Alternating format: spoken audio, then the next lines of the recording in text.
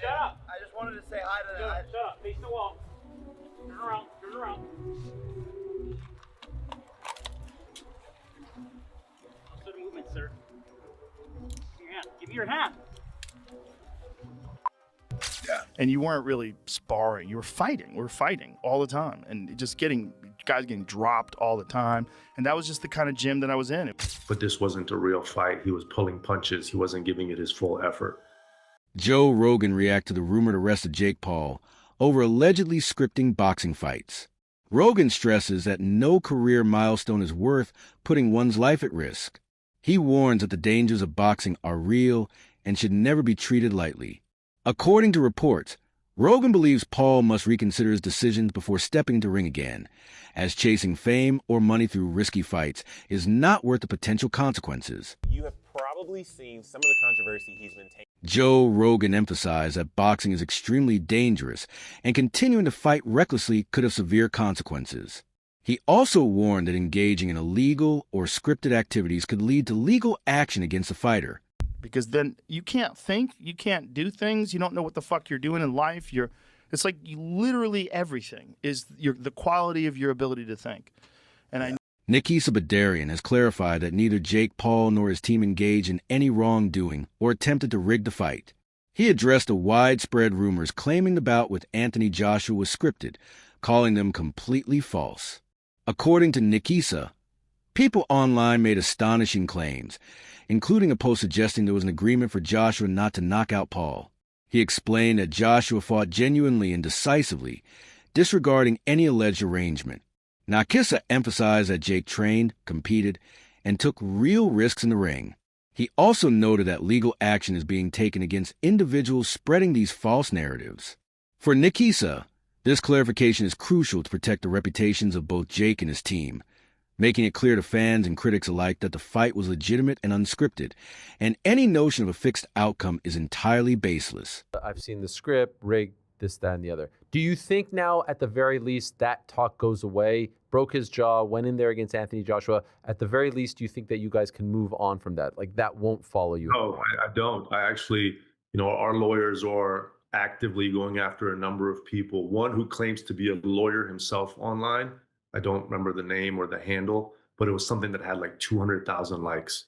And basically this post said there was an agreement for AJ not to knock out Jake, but AJ disregarded the agreement and decided to not get his payday, but knock out Jake Paul.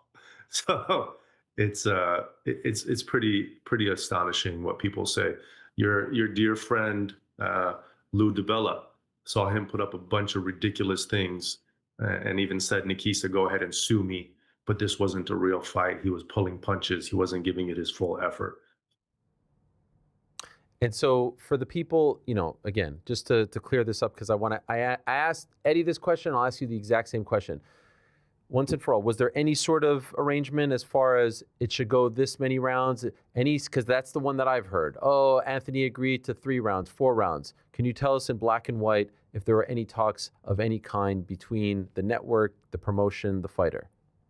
There has never once in Jake Paul's career been any talk of that sort, of anything to do with the fight being anything but a real fight that has exactly the same situation as any professional fight. And that's exactly the same thing here for the Anthony Joshua fight. It's just beyond mind-blowing that people would think that. Anthony Joshua was on record saying that if he didn't finish him in the first round, that would be disappointing, that it would be a failure. The narrative changed as we got closer to fight night and obviously post-fight, and I understand why, but they were pretty adamant it would take max 2 rounds. Joe Rogan has already warned Jake Paul not to do anything reckless like this again.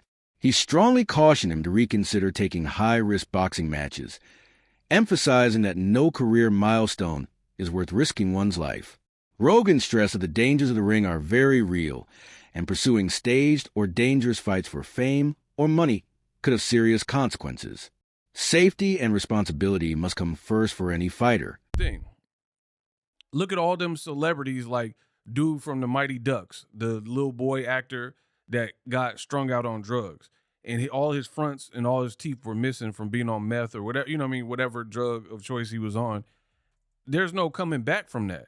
The people who dissipate their teeth through drug usage, you don't get like a second set. So if I'm not mistaken, the dude from Mighty Ducks, somebody like he's been clean and they gave him a makeover and he has like pretty much fake teeth. So yeah, the teeth are going to be cooked. Now, I agree with the other part that Rogan was saying, but let's keep going. I think he went into that fight knowing that was probably going to happen. Yeah. And ultimately, the big win for him would be that he was even willing to do it and that he could do well for a little bit. Yeah, and I've already expressed my thoughts on this. I'm not giving no props for a person who says I am a real deal boxer because I went in and get smashed and got my jaw broken, but I lasted longer than Ngannou.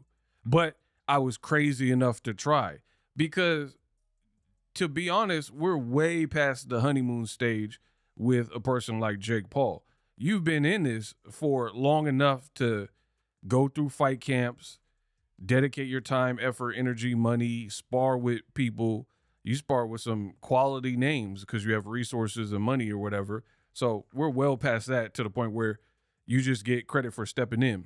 You maybe got credit your first fight or whatever, first couple of fights, for coming from your background and, you know, stepping in and fighting. But we're well past that. You have a box rec.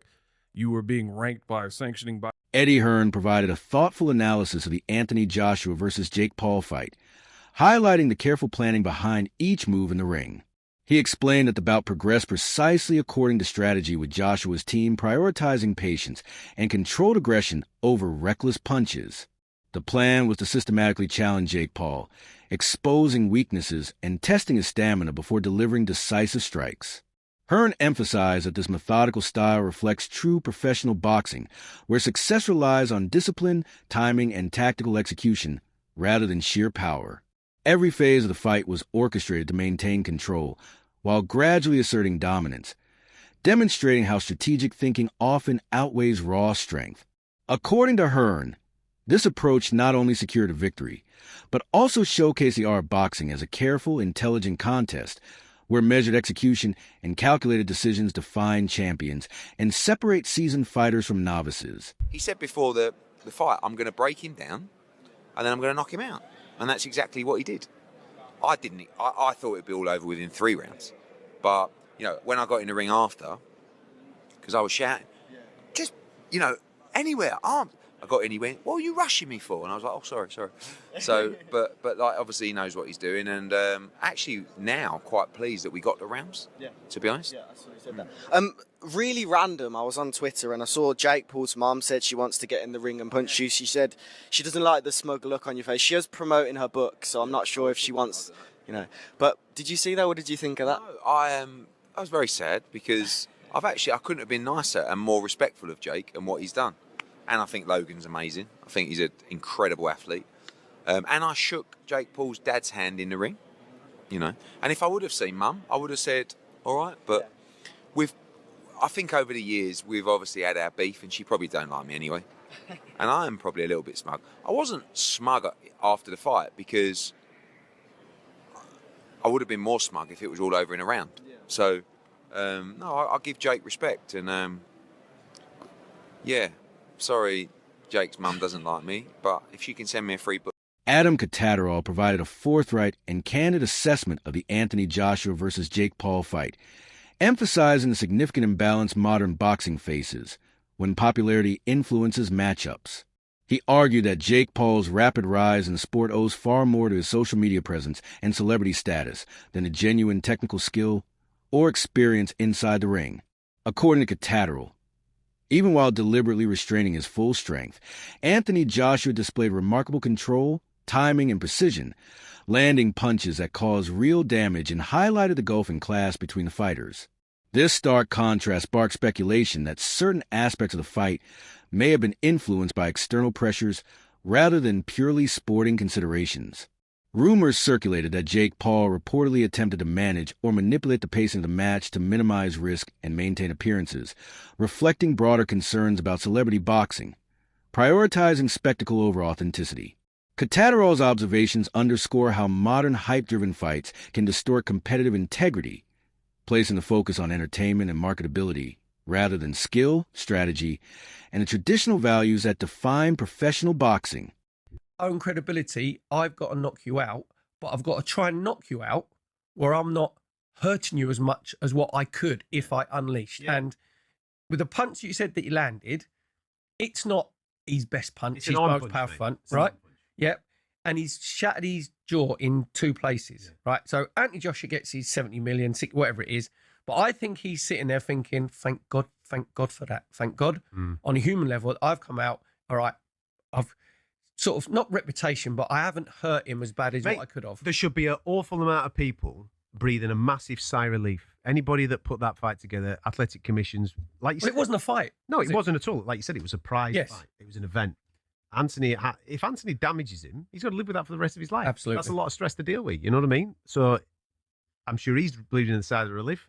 The team that have put him in there, that have negotiated that for him, but the authorities that put that on and commissioned it as a proper boxing match, I've no doubt. Does that go on his... Because yeah, it's a professional boxing do you know what? If I was Anthony Joshua, I would be saying, I don't want that on my record. Well, but for the credibility of them putting the fight on, they would have said to him, no, we've got to say this. It's been commissioned. It's going to be a proper fight. And I found it, I love my boxing, but I just find the whole thing really, really unedifying. You said about get followers. You mentioned Tommy Fury. Tommy Fury is nowhere near his level of getting like a British title fight or whatever. Nowhere near. So it's basically he's like... Beat Jake Paul. Well, oh yeah, sorry, yeah, beat Jake Paul. But so but what I'm saying is that's 100. I stand by that, and I think Tommy would admit that. You know what I mean? To become a British champion is a very prestigious thing to do.